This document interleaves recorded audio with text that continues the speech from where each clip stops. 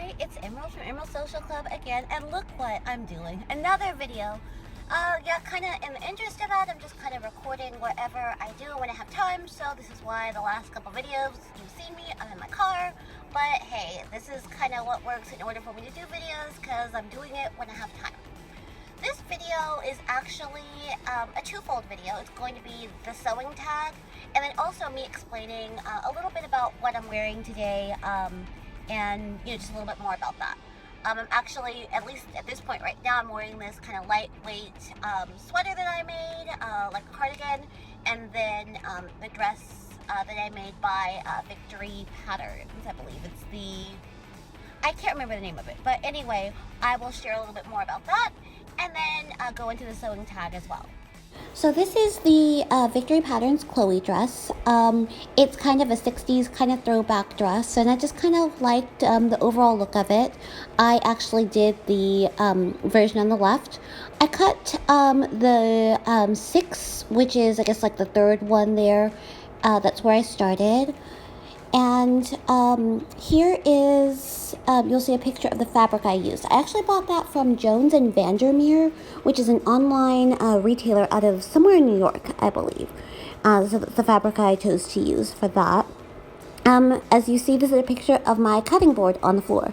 I still cut on the floor, even though I don't have to. Why forget where you come from? I started on the floor, right? And here is the pattern matching that I did. It was quite a bit difficult, but I ended up getting it exactly right like I wanted it. So would I sew this again? Yes or not? 9 out of 10? Probably yes. I actually love this dress. The pattern matching was kind of difficult to kind of get together. I did have to purchase an additional 3/4 of a yard to accommodate that. And as far as the instructions, I can't really tell you because I didn't use them. I just did what needed to be done in order to get the dress to look like I want it. So really can't tell you about that, but it turned out exactly like I wanted it to. So for the sewing tag, I was actually tagged by one of my newest friends in the sewing community, Melissaliaresyt. You'll see her on Instagram as Melissaliaresyt YT. She does have a YouTube as well, so check her out. And I'm going to do the tag in the same way that she did hers. I actually did a sewing tag before, but this one's a little bit different, and I really like it. So I'm going to do it in the same way that she did, starting off with 2 truths and a lie. So here we go. Number 1, I learned to read at 3 years old. Number 2, I have over 10 plants in my house. And number 3, I don't like bananas. So just kind of hold on to the end and see what my 2 truths and a lie are. So I guess question 2 of the sewing tag, how much time do you spend sewing? Usually between 2 to 3 hours a night when possible. It is kind of hard to always do that just because of the way my work schedule is. Dropped the camera there. But anyway, it's kind of hard for me to do that sometimes because I have a job that I do have a pretty bad commute. So it's not always possible to do that, but I do like to try to spend at least 2 to 3 hours most nights. And then any time that I can get on the weekends, if we're not doing something, I definitely like to try to sew. Who supports your sewing? Well, I'm fortunate that I have quite a few people who do. First off, my parents. Shout out to Mama and Daddy for wearing some of the most jankiest trash pieces when I first started. Like, I really appreciate your support. I know I made my mom a couple of like the African-inspired garments that she wanted to wear to her church for Black History Month. Honestly, when I look back at those things, I kind of cringe. They really weren't that great. And then my dad had like a little dashiki, and he wore it, and he took pictures, and he was so proud, and I'm just like, yo, I can do so much better now, but thanks for supporting me, like, you're a real one, like, starting that, my mom carried, like, these bags, like, the sewing machine that I had just wasn't capable, and the stitches were wonky and everything, but hey, she still supported. I also have an aunt. Sometimes you'll hear me talking about one of my aunts who sews. Actually saw her about a week or 2 ago. Got to sew with her and everything. She's really supportive, and I think she's glad that she has somebody who in the family who really sews now. And I have plenty of sewing friends. I'm fortunate, that I joined the Instagram community And now I even have a sewing retreat that I run every March. So this time it's March 5th through the 8th of 2020. So I have plenty of friends there who come and support me. I mean, Katrina, Danielle, Santel, Raven, DIY Raven. You've seen her videos before, hopefully. If not, you should. Maria, Emily, Jamelia, Sabrina, Tammy, Bonnie. So many of you lovely ladies support me and come out to the retreat every year, or at least when you can. And this is going to be the 5th year this year, so I really do appreciate you all. So I do have plenty of people who support me, and I really do appreciate that. Number 3, what's your spirit animal? It kind of took me a while to kind of figure this out or kind of think about it, but the best I can really come up with is a whale. Just because like whales are very attached to their families and everything, and they're very loyal, but they kind of branch out as well, but they're very careful on who they pick as like those that they choose to be with. So I definitely am kind of like that. So I guess a whale would probably be the best, or maybe this little thing.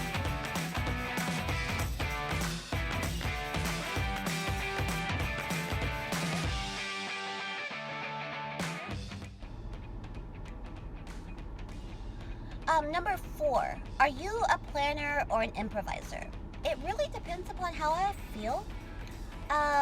Usually it's gonna be an improviser, because I only plan really when like my safety of my life depends on it. I really don't like going by plan. Even if I do plan out something, I usually end up going a totally different direction. I'm just not really a very planned person, and if I do, and sometimes I really do try to plan, but it just doesn't end up that way. Like I don't end up following through on the plan. I just decide to do something else. So, you know, more of an improviser. Where are you from? I was actually born in Odessa, Texas. Well, technically I was born in Midland. They're really kind of the same city. Little tiny oil producing cities. I mean, the whole time I was there growing up, like in the 90s and stuff, it was really, there was nothing there. It really was kind of a dead town.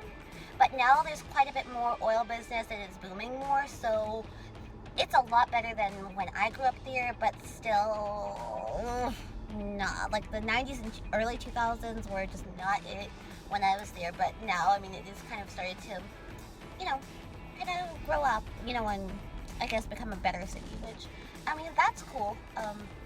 But I definitely don't live there anymore. I go back every now and again to see my parents, basically. Everybody else that I know, who I actually still keep in contact with, has moved elsewhere. And there's still some people who I know probably there, but I don't really keep in contact like, you know, with a lot of other people. Number 6, biggest sewing hopes and challenges. I just really want to always make time for sewing. I guess to say I don't have any big hopes or dreams, or once I make this garment, I've made it. Kind of when I made my coat, I actually made the Quart coat by Pauline. After I made that coat, I felt like I could probably do anything sewing related that I wanted to. But it also made me really think about, you know, just how much I love sewing and how much I always want to make time for it, you know, no matter what else goes on in my life. So challenges is just always kind of keeping it there. So always keeping, you know, the ability to be able to sew no matter what. So kind of one and the same, just making time for sewing. 7 is PDF or printed patterns. Either or, anything that I can get my hands on and sew. I don't really have a preference. I mean, of course, printed is easier because, you know, especially if it's a printed one that is a one size and you can just go from your size and go on from there. That's great. But a lot of times you still have to end up tracing anyway, or, you know, whittling down something to your size or extending it out in a certain spot. So a PDF, it just isn't much different than that. You just tape it together and, you know, go ahead and go. So either or. And then, I mean, the instructions kind of just depend on, you know, being the same. Most of the time, I kind of go without instructions these days. I just kind of sew, you know, I can see the pieces and kind of put in my mind, okay, this is what I'm gonna do, and I don't have to read through all of that. Which that's been a long time coming, because I think a lot of times the instructions that they provide for beginners just don't work. Especially like in the big four, they say easy. It's not easy when you just don't know. Heels or flats is number 8. I don't care. I mean, I'm not super short, but I'm not super tall either. Got 5'3" or so I don't really care. I'll wear heels sometimes when I feel like it. I'll wear flats when I feel like it. Sometimes I'm kind of clumsy and it's better I wear flats, but I will wear heels because I have them and I think they look cute with certain outfits, so I'll do it. And I guess this is number 9, actually technically number 10, with the two truths and a lie. Gym buddy or couch potato. I don't really like leaving the house, but I do understand the importance of working out and like not getting, you know, not moving around and getting stiff and out of shape. So I'll work out at home. Glad to work out at home, whether, you know, that's a walk around the neighborhood or, you know, just doing like the Dynabands or free weights or whatever inside. But as far as going to the gym all the time, I don't really like leaving the house. If I could avoid that more often, I probably could.